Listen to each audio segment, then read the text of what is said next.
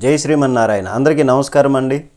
మన బాధలను తొలగించి, మన విఘ్నాలను తొలగించి, మనకు సుఖాలను సంతోషాన్ని ఇచ్చినటువంటి 14 విద్యలు 64 కళల పాలకుడు వినాయకుడు.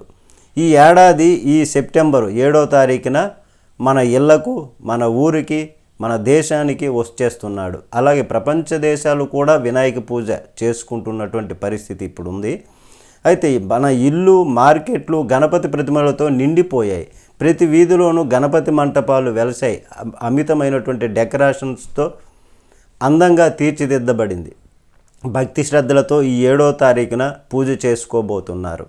అయితే ఏ టైంలో ఏ విధంగా ఎలా అన్నది మనం తెలుసుకుంటే, ఏ సమయం గురించి తెలుసుకుంటే, ఈ 7వ తారీఖు శనివారం గృహములలో పూజ చేయటానికి సమయము ఉదయం 7 గంటల 30 నిమిషం నుండి 11 గంటల 30 నిమిషంలోగా గృహములలో ఈ శ్రీ వినాయక వ్రతము ప్రారంభించటం మంచిది. అయితే వీధుల్లో మంటపాలు పెడతారు కదా, వీధుల్లోని పెద్ద డెకరేషన్లు పెట్టి విగ్రహ స్థాపన చేస్తారు కదా వాళ్ళు. అయితే అక్కడ విగ్రహ స్థాపనకు ఉదయం 11 గంటల నుంచి వినాయక విగ్రహ స్థాపన పూజ ప్రారంభించడానికి శుభమని మన జ్యోతిష్ శాస్త్ర పండితులు చెబుతున్నటువంటిది. అయితే ఇంత ఉత్సాహంగా, ఇంత ఉత్సవంగా, ఇంత పండగ మనం ఇంత భక్తి శ్రద్ధలతో పూజ చేసుకుంటున్నప్పుడు ఆ వినాయక విగ్రహాన్ని కూడా ఎటువంటిది తీసుకోవాలి, జ్యోతిష్యులు చెప్పిన ప్రకారంగా అది కూడా మనం తెలుసుకోవాలి కదా. అయితే ఆ విగ్రహము కూర్చునే రూపంలో ఉండాలి. అంతేకాదు అది మట్టితో తయారు చేసినదై ఉండాలి. దీనితో పాటు అవి ఆ విగ్రహానికి కిరీటం ఉండాలి. తొండము ఎడమవైపు తిరిగి ఉండాలని జ్యోతిష్ శాస్త్ర పండితులు చెప్తున్నారు.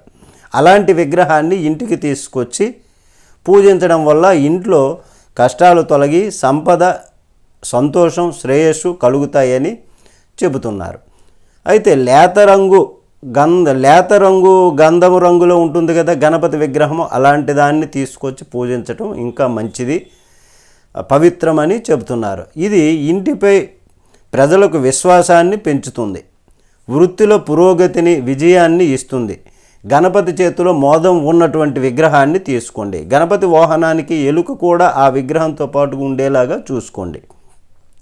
గణపతి విగ్రహం ఎలా ఉండాలో హిందూ మతం, సైన్స్ ప్రకారం కొన్ని నియమాలు, అలాగే ఎలా ఉండకూడదో కూడా అనే దానిపై కొన్ని నియమాలు కూడా ఉన్నాయి. ముఖ్యంగా వినాయకునికి తొండం కుడివైపు తిరిగి ఉండకూడదండి.